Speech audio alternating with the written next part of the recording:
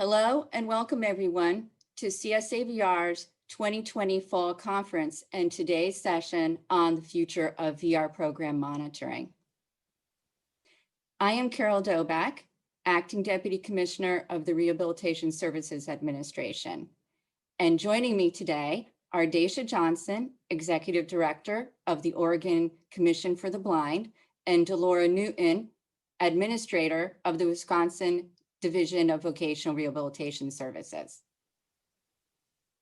Daisha, Delora, and I are really excited to share with you today one of the most collaborative undertakings I've been involved with since my time at RSA, which is spanned nearly 20 years now.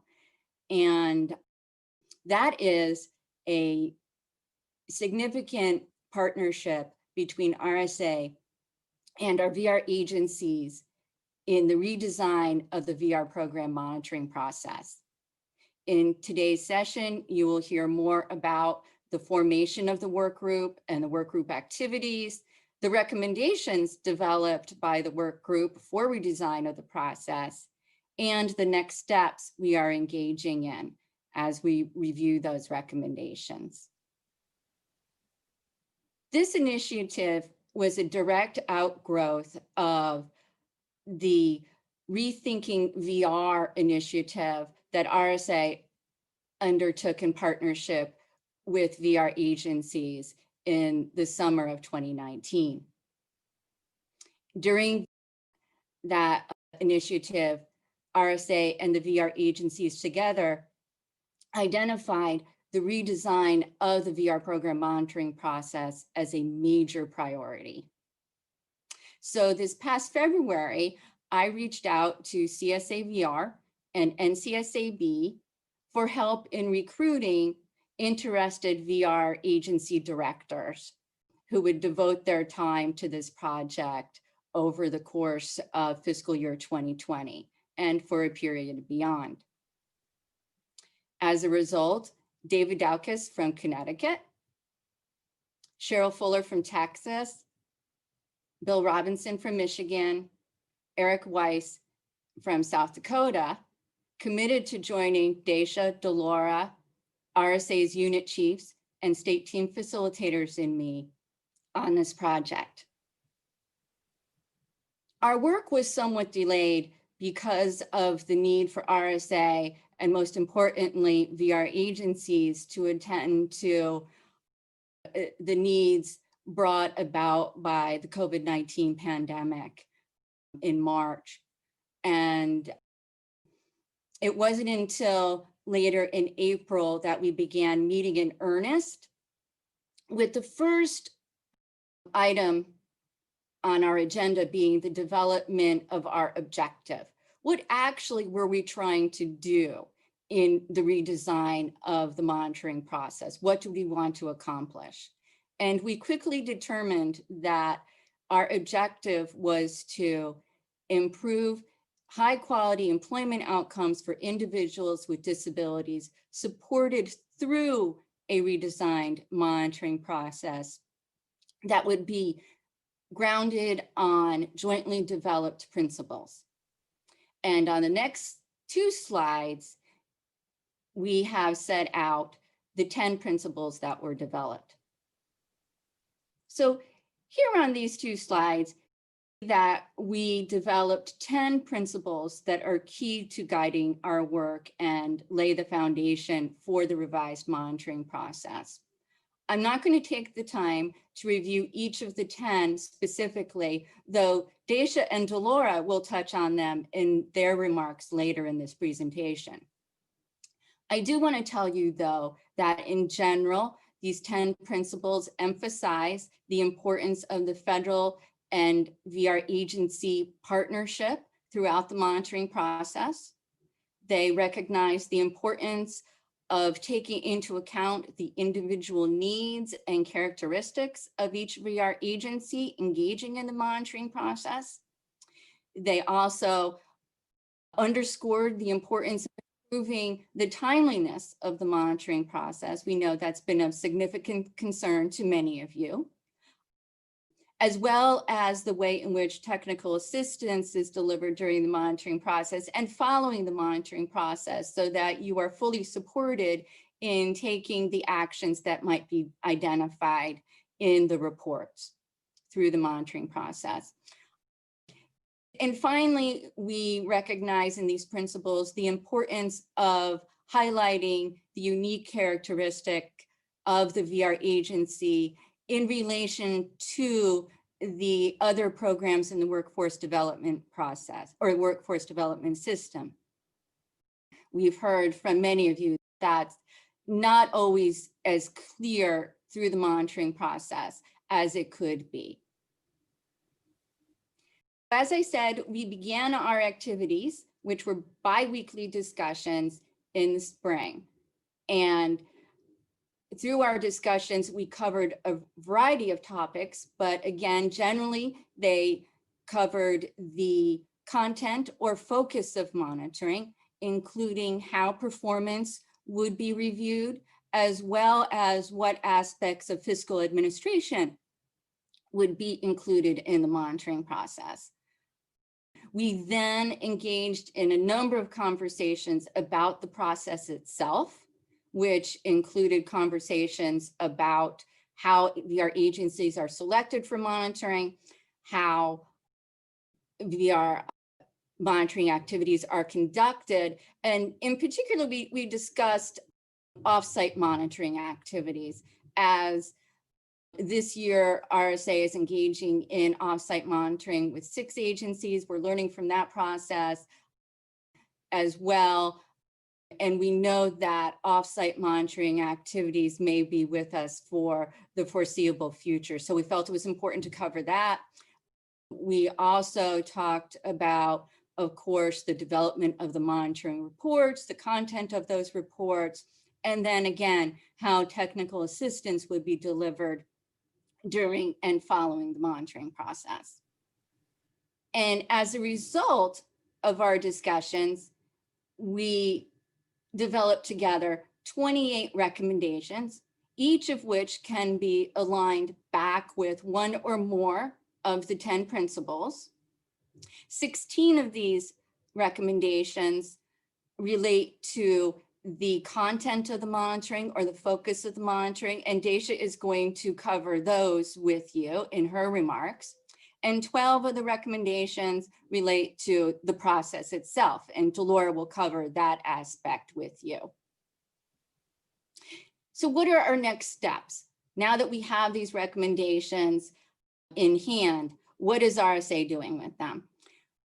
We are taking them and incorporating them into a redesigned written monitoring protocol, monitoring technical assistance guide, which will help us to carry out with our state partners the monitoring of the VR program in future years. So we'll be sharing this draft with the work group, again, for their input in the near future, and then finalizing the written protocol, which we will issue to the entire field of VR agencies, and will pilot later and pilot the guide later in fiscal year 2021.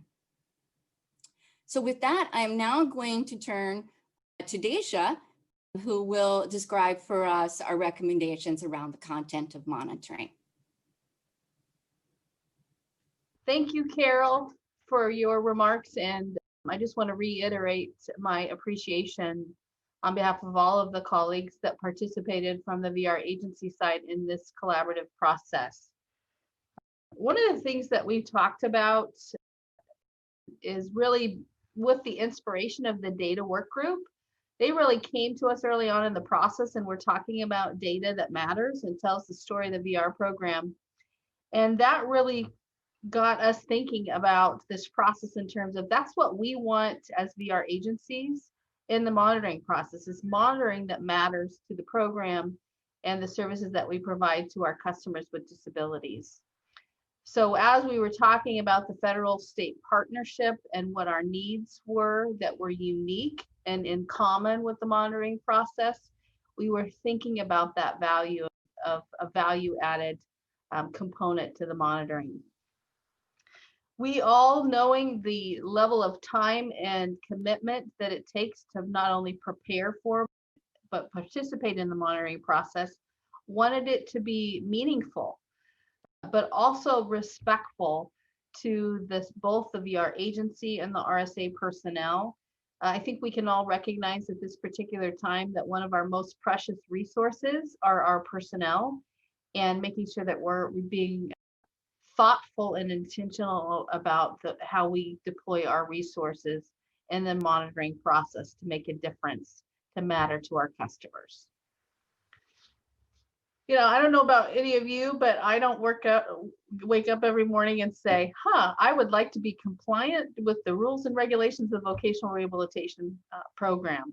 It's certainly important, and all of us would recognize that it's a requirement that we need to make sure that we're following all of the rules and regulations, but it doesn't really tell the story of the vocational rehabilitation program. So we really talked about how can we deploy data, not only programmatic, but also fiscal data, to tell the story that's unique to the vocational rehabilitation agencies that are experiencing the monitoring process. We also talked about how using data can also give us some sense as to how we can continue to improve in the vocational rehabilitation program. And as an agency experiencing monitoring, it is helpful to have an outside perspective of your federal partner to point out particular data elements that you may be performing well on that might be a surprise to you, things that you may be underperforming on that you would like to perhaps strengthen, and again, to better describe the story of your agency and how you're serving the customers. Because ultimately, that's why we're all here, is to make sure that we're providing meaningful outcomes for VR participants throughout our country. We talk about, as a vocational rehabilitation professional, doing individualized plans for employment for our customers, making sure that we're designing plans that meet each individual's unique needs and priorities. And we felt that the monitoring process should mirror that same value, that we should be utilizing the state plan as the roadmap for each of the agencies in the monitoring process. And again, infusing that programmatic and fiscal data to use to evaluate and improve the agency's performance by comparing the state plans and priorities, and then whether or not the data is telling the story that the state is hoping to accomplish through their planning process. We also wanted to make sure that we're thinking about the VR program's role as it compares to the overall workforce development system. And each state agency is uniquely positioned within their workforce system that's unique to their program and structure, and helping understand how that unique position affects the overall state plan and the performance of the vocational rehabilitation program as it compares to their workforce partners within that state. Recognizing the work that we're doing in the monitoring process, we thought about this from a very simplistic way to think about that. Just like we all personally go to our doctor for evaluations and checkups, that we know that we're not going to be able to have the resources in our system, especially from our federal partners who have a relatively small staff, to do this robust system of monitoring where we're looking at every single agency and all aspects of operations and functioning. So we thought about this in terms of a wellness check, that we would really look at the strengths and opportunities that each agency would present through the monitoring preparation, and that it wouldn't necessarily be a comprehensive review or deep dive, but it would allow each agency to point out the challenges and opportunities to the federal partners around what we would like to accomplish and how those goals and objectives might engage in the monitoring process. And we really felt making sure that we are able to foster a transparent and thoughtful verbal and written communication, so that the VR agency felt comfortable with sharing those strengths and opportunities, and that the federal partner felt that they were getting the information they needed to fulfill their monitoring obligations.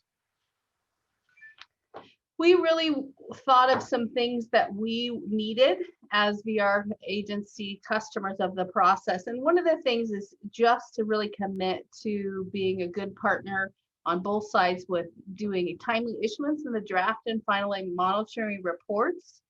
If you get timely information, it's just going to be that much easier to be able to connect the work that occurred in the monitoring process and the recommendations and the corrective actions that may need to take place. It also gives an opportunity for us to leverage any on-demand technical assistance of our federal partners while they're on site. And one of the benefits of having the bi-monthly meetings was to really hear in real time some of the experiences that the federal staff had when they were on site, and where they were able to leverage those conversations to help the VR agency. Sometimes it was in grant management, sometimes it was in a structural challenge that they may be experiencing in terms of the positioning of the designated state unit, and really being able to be flexible in that process in order to be able to understand how they could truly partner with that VR agency to improve the services to their customers. And also, just to think about this in terms of an overall continuous improvement effort in the vocational rehabilitation program. We're not going to be able to cover everything all at once, and that we just need to recognize that all of our goals should be that we continue to grow and improve, not only as a VR agency, but as a system overall, with the ultimate goal to serve the best, provide the best services to customers with disabilities around the country. And with that, I will turn it over to Delora. Thank you very much. Thank you, Dacia and Carol, for the opening remarks for this segment. And I want to continue talking about monitoring cycles. So one of the recommendations that our group has is to shorten the monitoring cycle. We think this will provide more timely information for states and just make sure that people are staying in compliance. When it is an average of about every 8 years that VR agencies are monitored, it makes it difficult if a state is off track a little bit inadvertently. And that's a long time to go before knowing that something should be changed and corrected. And in 2019, there were only 12 states that were monitored. So it gives you an idea of how long the cycles take. We also would recommend that RSA consider a state's desire to improve specific WIOA outcomes, as well as accountability scores when they're looking at monitoring. So don't just look at the accountability scores. Ask states specifically, what are you hoping to have reviewed with us? Where do you feel like you're falling short and need some technical assistance or some reassurance that you're doing it correctly? So we would like that back and forth a little bit before monitoring starts. We would like them to check in with agencies periodically who are doing implementation of corrective actions, just so those states and RSA can touch base and make sure that the corrective action plans are being implemented correctly and that states are able to get back on track as soon as possible. We also would like RSA to develop a checklist which agencies can use to assess compliance and performance between monitoring visits, and also help the states prepare for monitoring visits that come up. So we can do a self-analysis before RSA comes to know where we might need some shoring up or we might need to ask for some technical assistance. We would also like RSA to provide some, to tailor their monitoring preparation, to look at a state's performance history and desired areas of technical assistance. So I can tell you, for example, in Wisconsin, we were offsite monitored in 2019, and we were able to get ahead of time, what's our whole schedule for the monitoring visits and what are those topics? And then as the dates got nearer, we would get a little bit of, we looked at the MTAG, of course, all the way through, but as we got closer, a little bit of additional information on what RSA might look at for our state, particularly what data pulls they would like us to send and that sort of thing. And it really helped us prepare It helped make sure that we had the right staff at the table for those specific meetings, which may maximize efficiency on both our end and on the end of RSA. We would like to recommend that service record reviews are eliminated from monitoring visits. And I know that might be a shocker. RSA was open to that in our conversations. And the reason we're suggesting that is because the sample polls that they need to do, just in the interest of time and serving so many state agencies, it's a really small sample compared to the hundreds and thousands of cases that a state does every year. And looking at that specific small sample, it may not really be indicative of overall performance of a state. We didn't really find that useful and would recommend that they not conduct those. We had also asked that they remove timelines from the NTAG to avoid expectations that are not met on the end of states. So for example, the MTAG had a timeline that states should receive draft reports. And so states they gear up for that, and then the report's not coming. And then you might worry, well, is it because there's a lot of extra things they need to do, or is it going to be a particularly big write-up with a lot of corrective actions necessary? And that's not necessarily true. It could just be that RSA is busy. They have a lot of things that are going on, and they got behind in their report writing. We would just think it would be better to not create certain expectations that end up not being met. That being said, however, RSA internally would have their timelines to help keep themselves on track. And then we would ask that RSA share their monitoring findings with all the other staff who are doing monitorings, so that the monitorings are consistent amongst teams, and then the information that is relayed to states is consistent for both performance and corrective action. When it comes to monitoring reports, we would like it clarified that VR common accountability measures should not be compared with other WIOA programs. The VR monitoring reports are often more detailed and comprehensive than reports issued by other federal agencies, and there are different reasons for that. A main one is that VR directly spends the grants, and other WIOA partners manage those as pass-through funds, so they don't have the final responsibility for expenditures of those grants.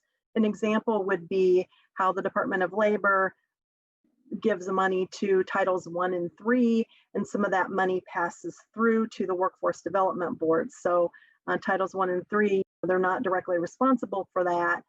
And so DOL doesn't monitor in the same way that RSA monitors us. We think that will help explain to stakeholders, like specifically governors and legislatures, that there are differences in the WIOA programs, and that just because our reports are more comprehensive, it does not mean that there are problems within VR as opposed to not problems within the other titles. And then when it's appropriate, the report should clarify that a particular performance or compliance issue doesn't reflect overall on poor performance or compliance. You might have one or two things that need to be corrective, but overall your agency is doing really well. And so we hope the report would emphasize that, so that readers of the report have a better understanding. And then sometimes states will also ask specifically for information to be included in the report. There may be recommendations specifically that certain things happen. The VR agency is very well aware of that. RSA is very well aware of that. But sometimes it's helpful that it's actually indicated in the report, so that when other stakeholders such as governor's office, state legislatures read that, they can see it's not just the VR agency making a request for some changes. It comes from RSA, which could be helpful in getting approval for maybe some additional staff or funding. For technical assistance, we would like to have states have the ability to invite technical assistance centers to participate in monitoring activities. Of course, this would be based on their availability because there's only a few of them and there's a lot of states that have needs. So it would be based on the availability of those technical assistance centers to participate. And we also ask that RSA share those performance issues and monitoring findings with the technical assistance centers. We think that will help inform extensive, targeted, and universal technical assistance from the TACs. And then finally, we would just think that helping share that information with the TACs will help RSA expand their monitoring capacity. So that concludes my portion of the presentation, and now we will turn it over to our moderator for questions and answers from you. Thanks.